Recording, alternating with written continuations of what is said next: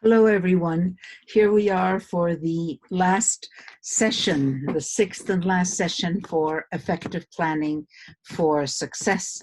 I hope that you are still with us. So here is our final session.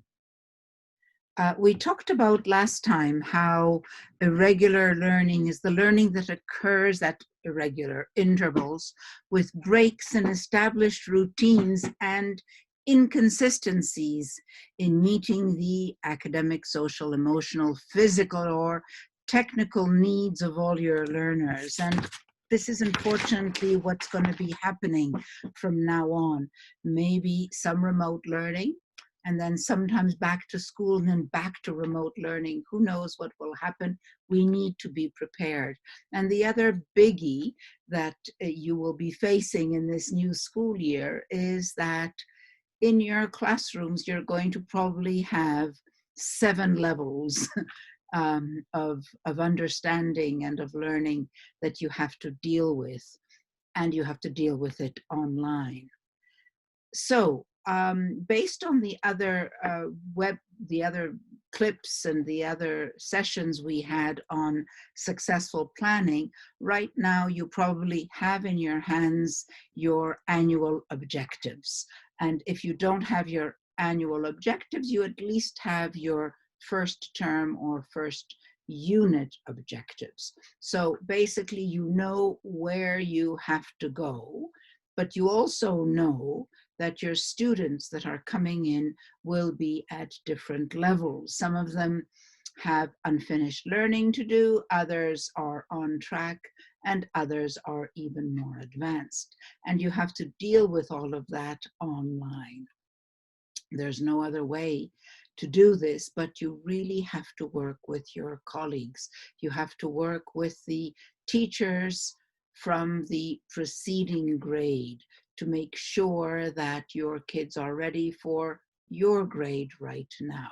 So if you're a grade 5 teacher right now, you really have to look at the grade 4 annual objectives or can-do statements, and you have to make sure that your preceding teacher, the teacher in grade 4, is sharing them with you.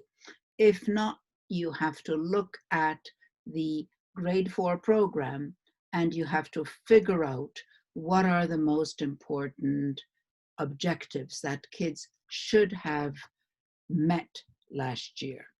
So based on that, if you have that, you look at it, or you just ask the teacher from last year. And again, don't ask her what she did, ask her what were the objectives, what were the can-do statements, what were the learning outcomes, because that's what you need to get your kids ready in this period for the school year that is about to begin. And decide what is important. What do kids need to know, do, understand to be successful in the first term at your grade level? What do you need these students, the ones that you are getting, what do you need them to be able to do? And again, you need to look at your objectives and last year's objectives. And then figuring out, based on last year, you want to assess them, you want to know where they're at so that you can fill in the gaps. So pick out 10, maximum 20, and even that's a lot, things that you want to assess, to figure out where your new students are at. And here are some possibilities of online assessments. And we're all concerned.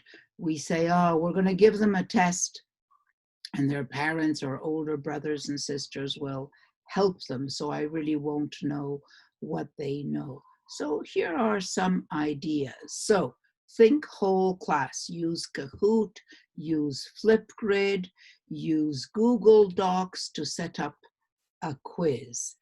You also might do something very simple, which is have them make personal whiteboards with page protectors and just ordinary paper and markers.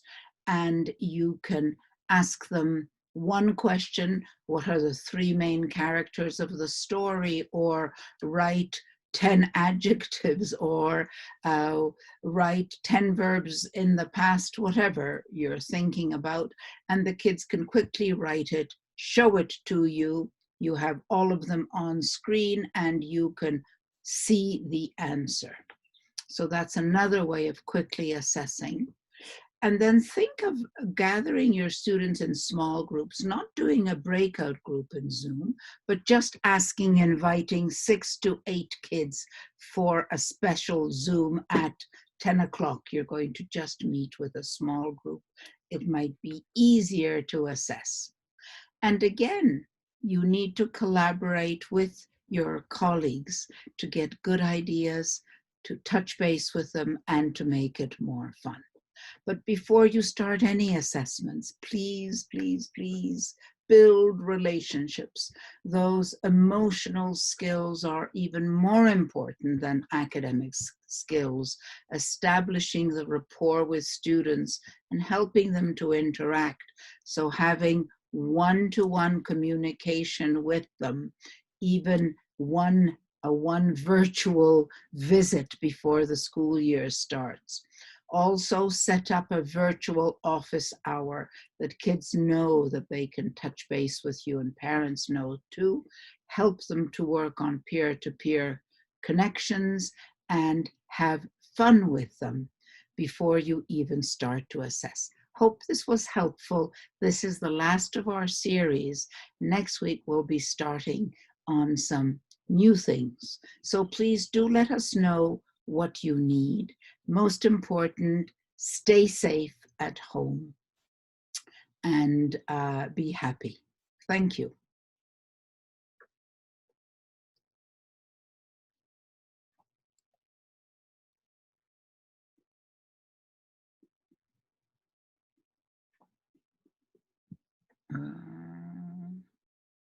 Stop share and end.